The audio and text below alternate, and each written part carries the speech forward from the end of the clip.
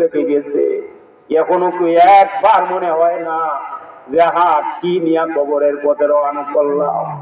দাড়িগুলো পাইকা যাইতেছে, আমার কাছে মৌতের চিঠি আসলো।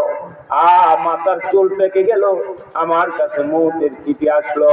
হাতের শক্তি কত ছিল রে, হাতের শক্তি আজকে নাই।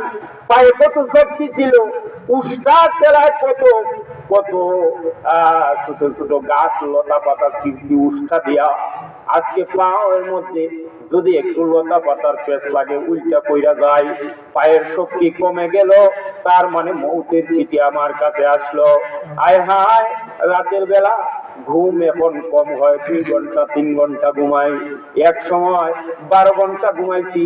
এখন আমি কেন রে ভাই ওষুধ খাইও 12 ঘন্টা ঘুমাইতে পারি না, 3 ঘন্টা ঘুমাইতে পারি না, 2 ঘন্টা ঘুমাই।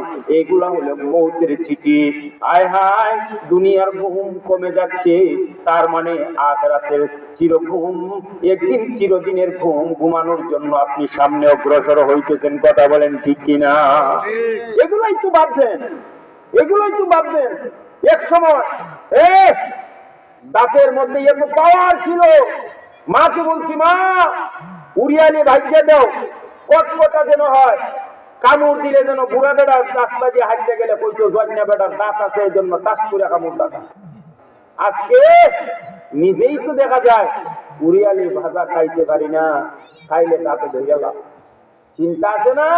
হয়ে গেল শক্তি, দাঁতের শক্তি, তার মানে এগুলো মৌতের টিকেট চিঠি আসছে।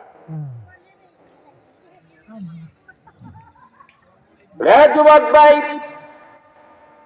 আপনি আমার হবিগঞ্জ থেকে শায়েস্তাগঞ্জ বেশি দূরে না, বেশি দূরে।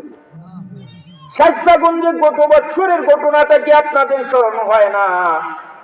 যুবক মানুষ বিবাহ করবে, তার পরের দিন তার বিবাহ, সুন্দর করে সে গেট করছে, বউ নিয়ে সে ঢুকবে গেট দিয়া, কিন্তু হবিগঞ্জের বাজারে আসলো বাসর রাতের ফুল নেওয়ার জন্য। বাসর রাতের ফুল নিয়ে যখন সে শায়েস্তাগঞ্জের দিকে রওনা করছে, তখন গাড়ির অ্যাক্সিডেন্টে মারা গেছে। পরের দিন যে গেট দিয়া বউ নিয়ে ঢোকার কথা ছিল, ওই গেট দিয়া মরা লাশ হয়ে বাহির হয়ে যায়। কথা ঠিক কিনা? তাহলে যুবক ভাই, নিঃশ্বাসের নয় বিশ্বাস, কখন তুমি আমি দুনিয়া হতে বিদায় হয়ে যাব বলা যায় না, কিন্তু কি নিয়ে মালিকের কবরের দিকে রওনা করলাম জীবনে